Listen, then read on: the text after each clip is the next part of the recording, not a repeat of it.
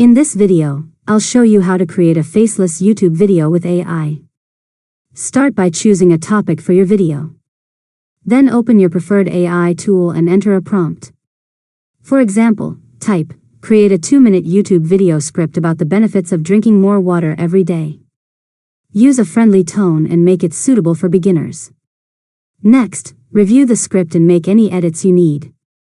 Keep the language simple, remove unnecessary details, and make sure the content flows naturally from one point to the next.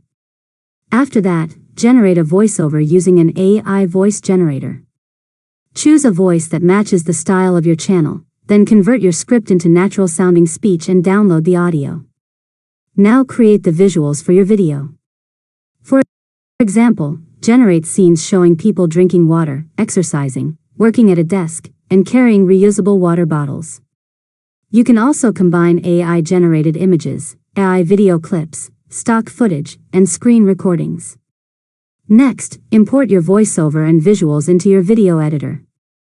Arrange the clips on the timeline, trim any unnecessary sections, add transitions, background music, captions, and other elements to make the video more engaging.